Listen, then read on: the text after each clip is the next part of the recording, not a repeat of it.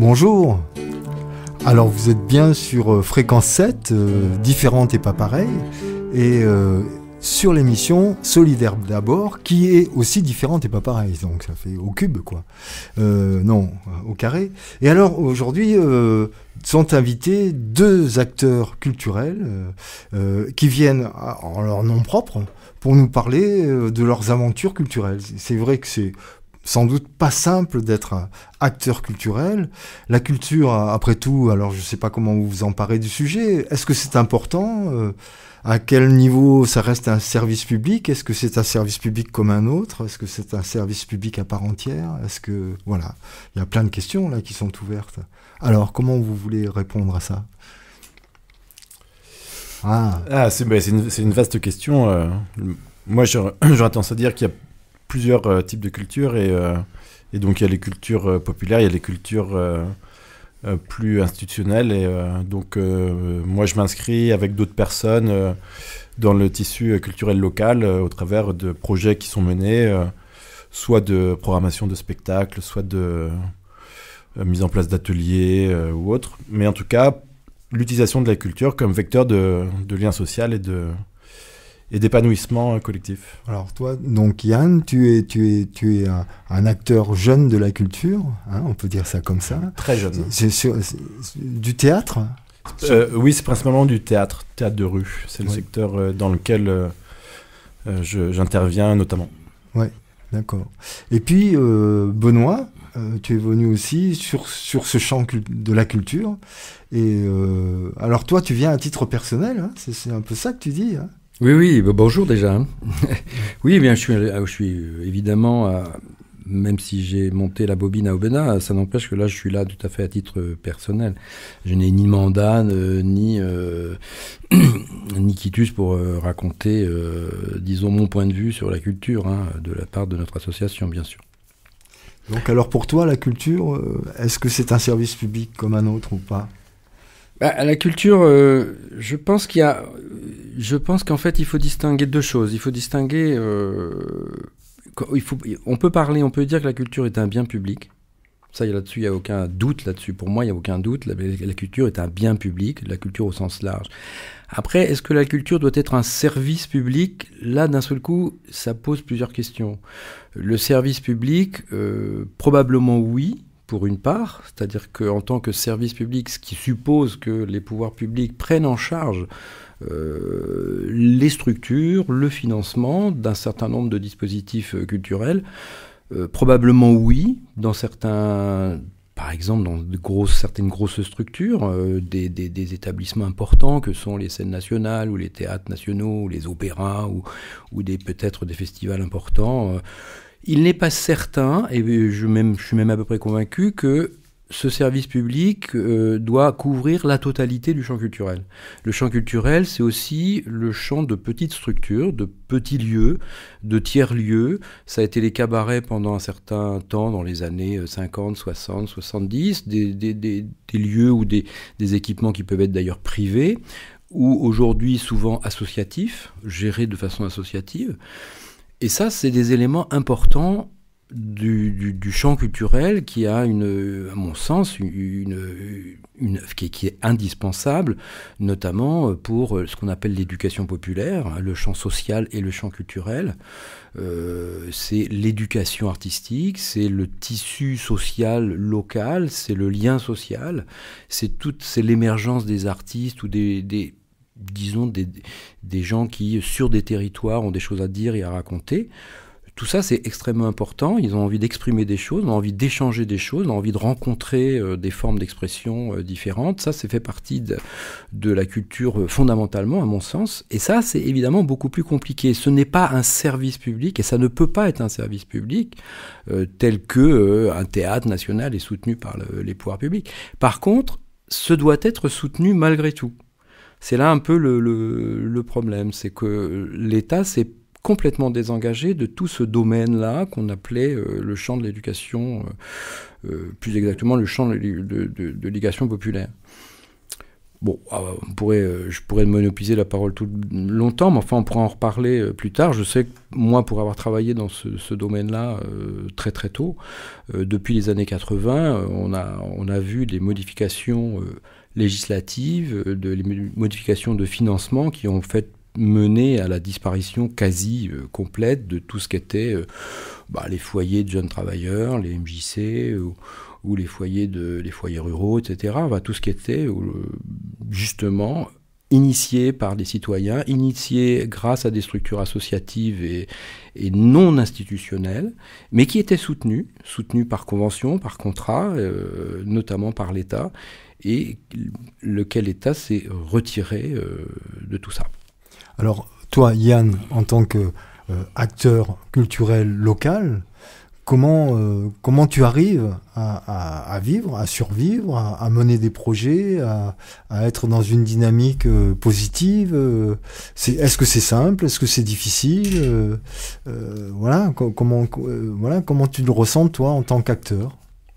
Nous, en fait, on arrive à mettre en place les projets qu'on a envie de mettre en place. Effectivement, c'est du travail pour pouvoir construire financièrement le fonctionnement de projets, de structures.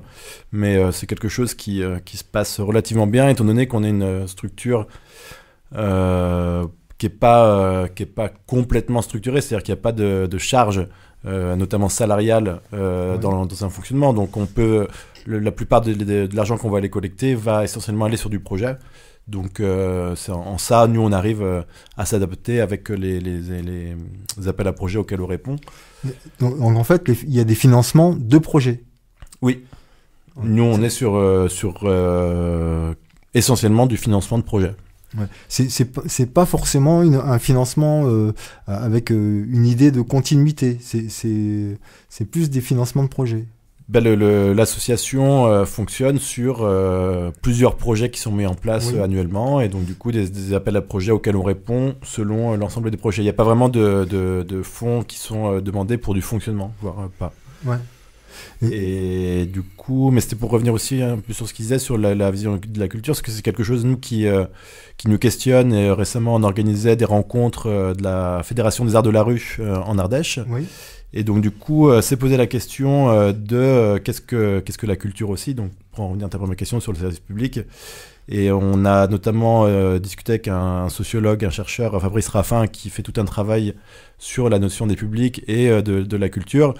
Et il a amené en nous une réflexion que je regrette d'avoir eue si tardivement. C'est sur qu'est-ce qui fait culture, et il y a plein de domaines qu'on va être amené à oublier, mais le travail sur des territoires comme les nôtres que font les comités des fêtes, comités d'animation, en organisant des lotos, en organisant des balles, en organisant des votives, des fêtes votives, c'est la culture. C'est une culture locale, donc c'est pas la culture au sens noble du terme, on va dire, à savoir la culture descendante, où des personnes vont amener des artistes pour ouvrir l'esprit des gens.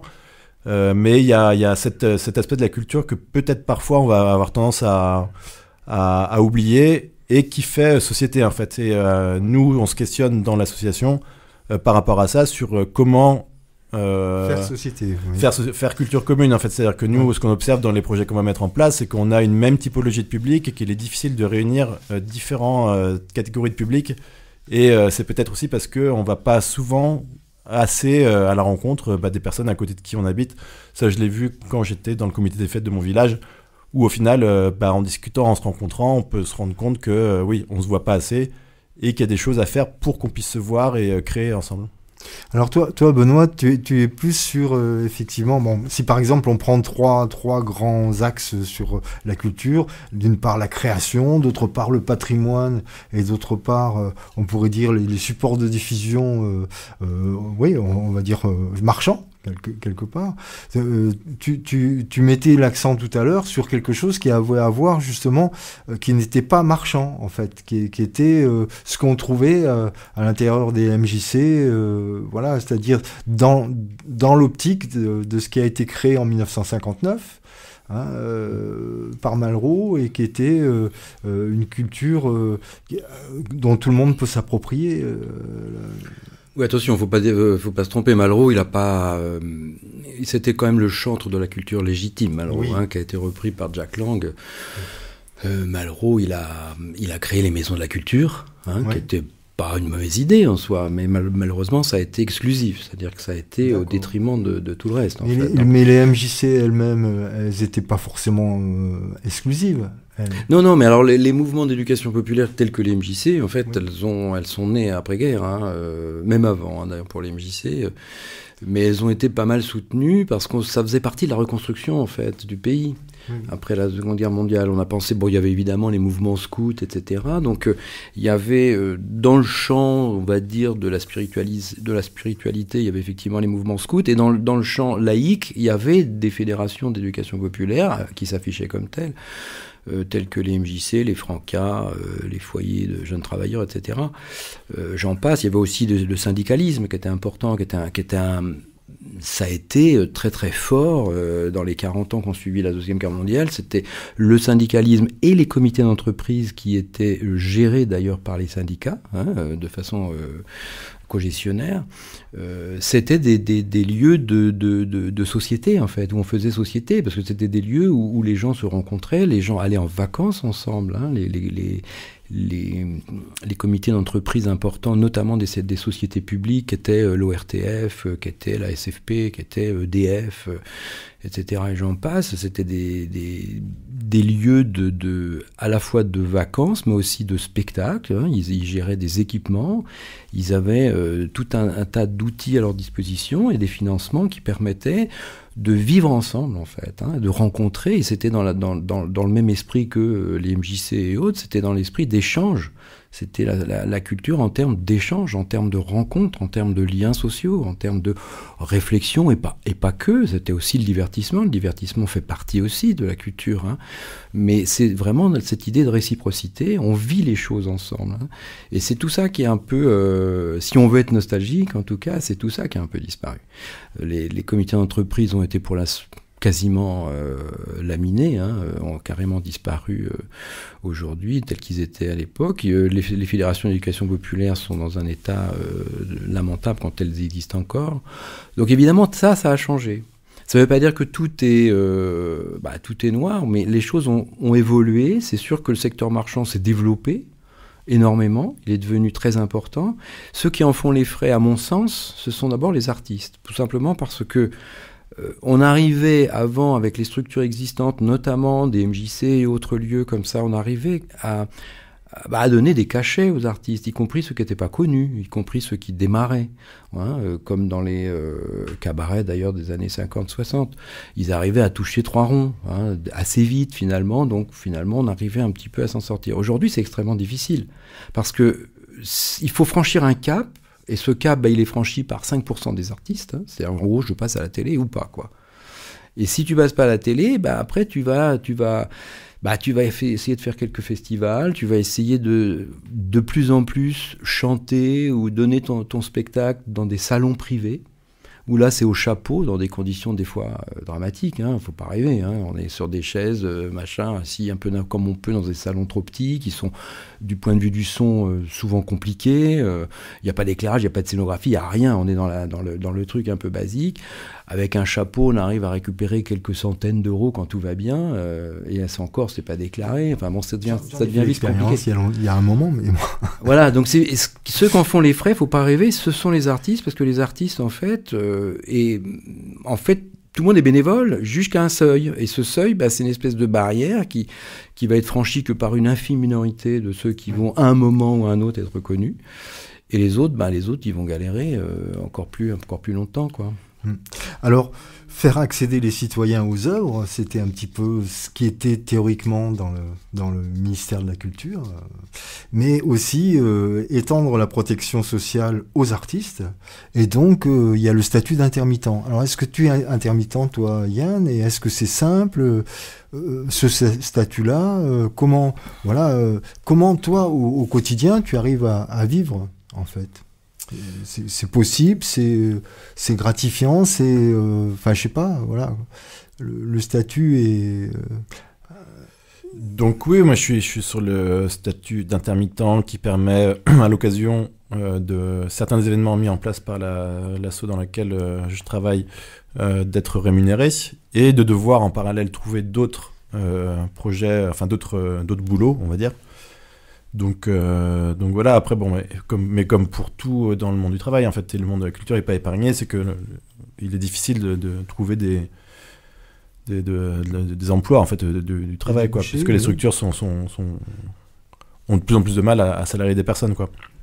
Mais donc oui, non, je suis en régime intermittent. Oui, mais donc alors, être agent culturel, hein, quelque part, c'est ça, tu es un agent culturel au quotidien. Bon, d'abord...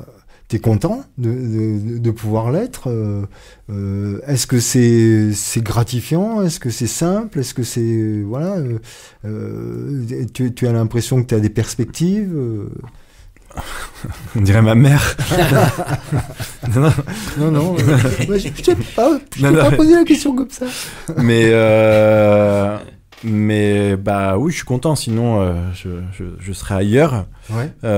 Est-ce que c'est gratifiant? Bah, comme toute activité que tu exerces et qui t'apporte satisfaction et qui t'épanouit et qui peut-être là, ce qui va être gratifiant, c'est qu'on va apporter du plaisir aux gens au travers de projets.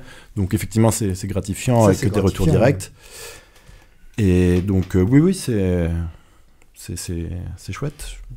D'accord. Je sais pas, je sais plus quelle autre question tu posais à la fin. Parce que je me laisse en fait que ça pouvait être ma mère. Non, je parlais de la construction, par exemple, donc tu es dans une association, je suppose que vous avez des perspectives aussi. Enfin, il y a à la fois ce qui se passe dans le courant de l'année avec les projets qui sont en cours, et il y a en même temps quelque chose qui se développe. Ce qui se développe, c'est l'envie de continuer les choses, de continuer à apprendre les gens, d'essayer d'explorer des nouvelles pistes, d'essayer de correspondre au mieux à ce dont on a comme image de la culture commune, ce dont je parlais tout à l'heure sur notamment là, on va dire, si on parle de développement, l'objectif aujourd'hui, il est de réfléchir et envisager des projets qui puissent parler à un public plus large que le public qu'on peut avoir habituellement, puisque il nous paraît essentiel pour faire société, de monter des choses, des projets qui soient vraiment transversaux et qui amènent l'ensemble des personnes à se rencontrer.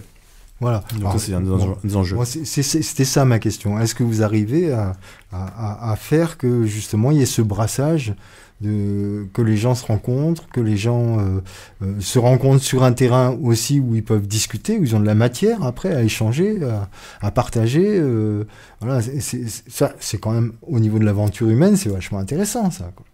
Oui. Et nous, ce qu'on observe, c'est que là où on a le plus de rencontres et de mixité de public, c'est sur des projets qui sont pas affichés comme étant en premier lieu des projets de diffusion, de programmation de spectacle, en fait. On a eu l'exemple sur un événement à Jaujac qu'on a organisé, la Purée Dure, donc Festival de la Purée. Oui. La purée étant un prétexte à faire la fête, à se rencontrer avec une programmation de spectacle, mais on a pu observer, au-delà du fait que on soit aidé par le fait que ça se déroule sur la place de Jaujac, et donc du coup c'est un lieu, une place publique, donc il y a forcément un brassage, une circulation de personnes, mais on a pu se rendre compte qu'on avait un public extrêmement large, de toute génération, voire même, bon après on n'a pas fait d'études, mais c'est du ressenti. Ça a du succès, et du coup il y a des personnes qui viennent parce qu'il y a l'aspect populaire du concours de purée, mais en fait on s'est aperçu que les personnes restaient pour les spectacles, et donc là on voyait qu'on atteignait des objectifs personnels qu'on avait sur le fait d'avoir une plus grande couleur de typologie de public, en fait. En fait, vous faites ça aussi de façon très sérieuse, parce que par exemple, au jury de la purée, vous aviez Mathieu Méjean, par exemple. On avait des pointures. Hein, que je connais bien, moi, par ailleurs, pour X raisons. Mais vous n'avez pas fait ça n'importe comment, quoi. C'est-à-dire, c'est vraiment... Voilà. Ah bah ça rigole pas, ouais. C'est la purée, quoi. Qu'est-ce que c'est une bonne purée? Ouais. Bah ça, je peux pas te répondre. Par contre, ma mère pourrait te répondre. Bon, vous voyez, alors, petit à petit, on s'achemine vers la fin de l'émission, hein, parce qu'il nous reste 5 minutes. Toi, Benoît, qu'est-ce que tu as envie de développer sur les 5 minutes qui nous restent? Moi, je pense qu'il faut qu'on dise un mot sur les médias, parce que je pense que la culture, si on veut faire assez simple ou assez rapidement, en gros, il y a la culture légitime, on l'a évoqué, il y a le tissu social ou socio-éducatif, on l'a aussi évoqué assez largement, mais il y a aussi les médias et l'éducation nationale. Qui font partie pour moi du champ culturel. L'éducation nationale, évidemment, je veux dire, c'est fondamental, et on sait que c'est quand même pas simple, et pour pas forcément finir sur une note pessimiste, mais en tout cas, l'éducation nationale est quand même dans un état pas terrible. Ça fait longtemps qu'on l'a pas vu dans cet état-là, ou maltraité comme ça. Avec en plus une reproduction sociale qui n'a jamais été aussi marquée. Et puis les médias qui, alors là, on le voit, on l'a vu en Italie déjà dès les années 90-2000, avec Berlusconi, les médias sont aujourd'hui privatisés par des milliardaires qui ont en plus qui sont quasiment de manière presque ouverte fasciste. Et ça, c'est quand même assez dramatique, parce que c'est un élément de la culture fondamentale, puisque ce sont des relais de diffusion, et ces relais de diffusion ont une importance considérable, notamment sur la démocratisation et sur l'accès à la culture. Et là, on va pas dans le bon sens de l'histoire, on va dire.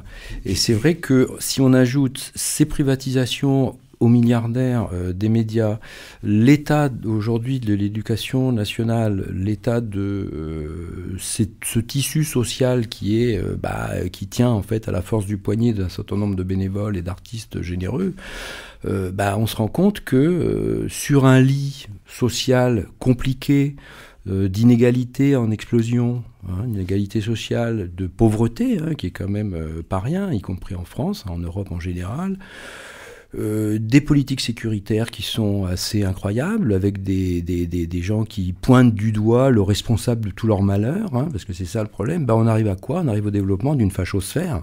Et cette fachosphère, elle est en France, elle est en Europe, et elle est aujourd'hui encore plus large que ça. Et ça, c'est quand même très inquiétant. Moi, ça m'inquiète. Alors, je vais te lire juste la fin de la déclaration de Mitterrand en 1985, au cours d'un conseil des ministres, où il met en avant le fait qu'il faut à tout prix arriver à libéraliser les médias, donc entre autres ce que tu évoquais tout à l'heure, c'est-à-dire vendre la 5 à Berlusconi, ce qui s'est passé, vendre la 1 à Bouygues, après Bolloré, l'aventure Bolloré qu'on a en ce moment, etc. Et donc voilà ce qu'il dit: nous sommes obligés de tenir compte du pouvoir de l'argent en Conseil des ministres, fin du Conseil des ministres, pour valider le fait qu'il est en train de faire ça, de libéraliser. Il y a une petite chance qu'il laisse place à l'idéologie que vous représentez. C'est terrible. Je veux dire, par rapport aux médias, donc en fait, il est complètement conscient que, évidemment, si on laisse le pouvoir de l'argent s'emparer de ces médias, on va se retrouver là-dedans. Et là, en contrepoint, j'ai Le Pen qui dit l'État ne peut pas avoir la main mise sur une partie des médias. Donc, même le service public, elle n'en veut pas. Voilà. On est là. Et pourtant, le service public est dans un état...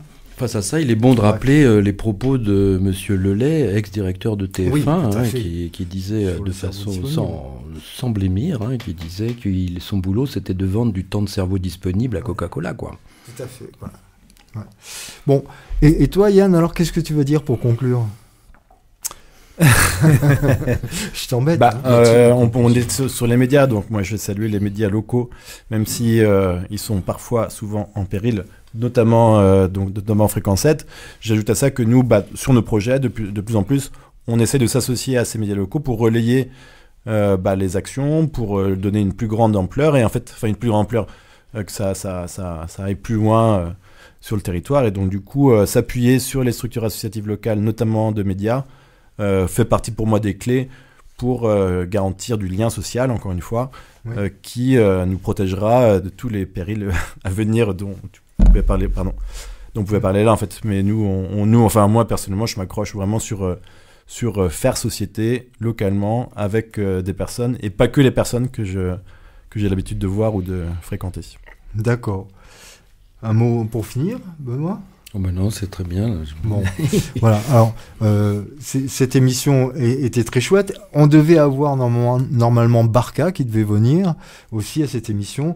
Il voulait parler de l'intelligence artificielle. Il me semble que c'est aussi quelque chose qui est très important, qui est par rapport à la façon dont la culture pourrait évoluer, hein, et mal évoluer, parce qu'effectivement, suivant comment on va charger les datas, comment on va mettre la mémoire à l'intérieur de l'intelligence artificielle, on aura une réponse qui sera dans le sens de ceux qui veulent l'instrumentaliser. Et donc, attention à l'intelligence artificielle.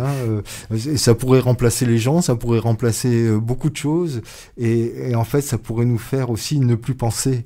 J'espère qu'on va continuer à penser grâce à la culture. Merci à vous. Merci à toi, Michel, et merci à Fréquence 7 aussi, bien sûr.